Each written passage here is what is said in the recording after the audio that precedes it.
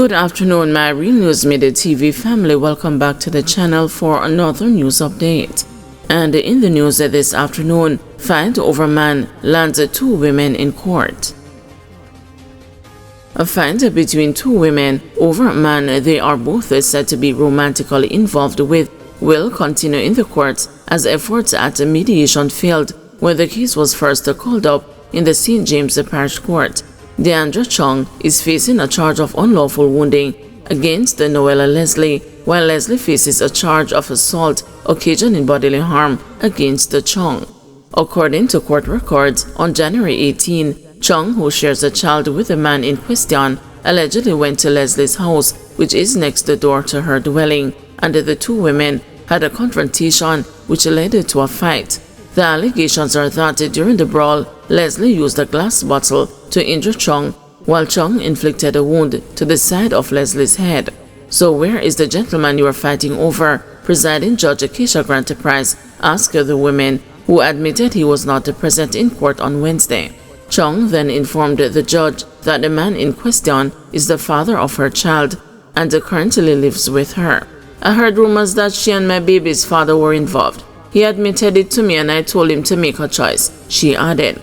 In response, Grant Price pointed out to the women that the man had not been loyal to either of them. However, Chung went on to explain that on the day in question, she spotted her child's father at the side of the dwelling where Leslie lives and inquired about his presence there.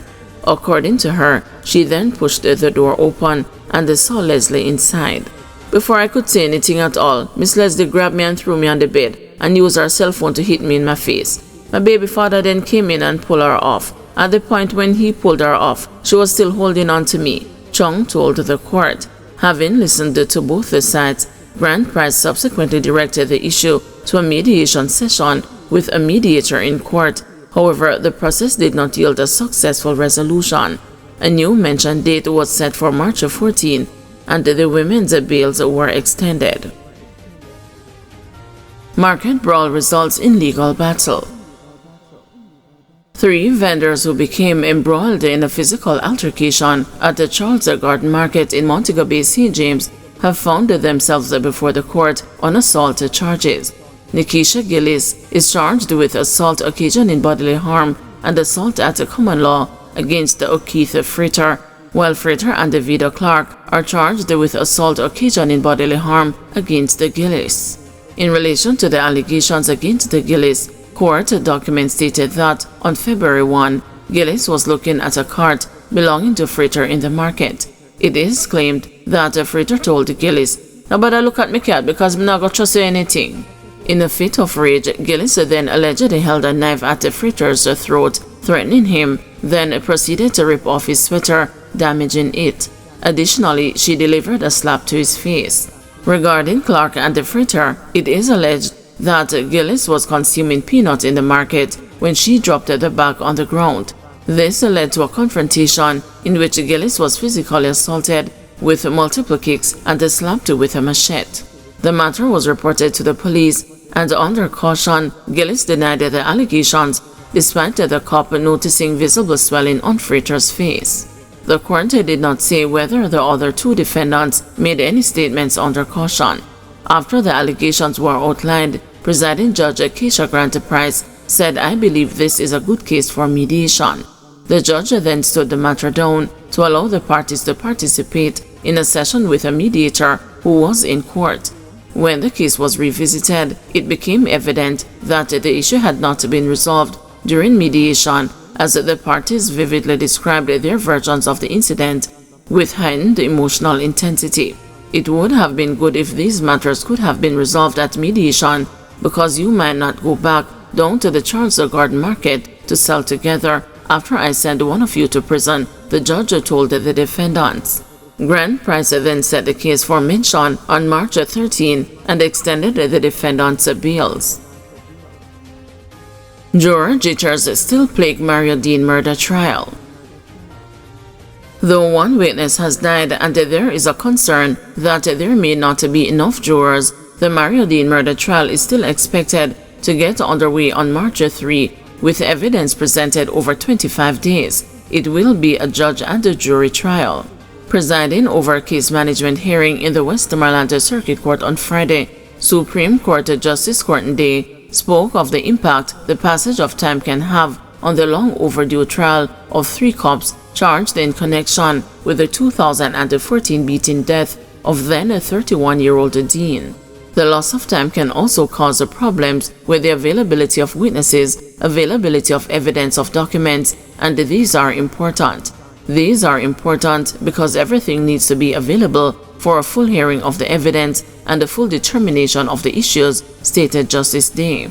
According to the Office of the Director of Public Prosecutions, 1 witness has reportedly died, according to a family member, and the prosecution is examining the possibility of using a deposition, a statement of what was said outside of the court on record.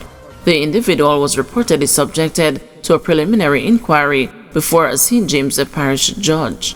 However, defense attorney Martin Thomas, who is representing 2 of the accused, suggested that the Crown would need to provide a proof of death. Also discussed on Friday was the issue of juror availability, which plagued the case when it was in St. James.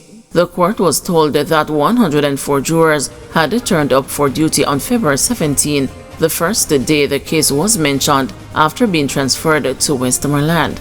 However, Justice Day said a subsequent file has shown that about 100 individuals have indicated that they will not be available for jury duty.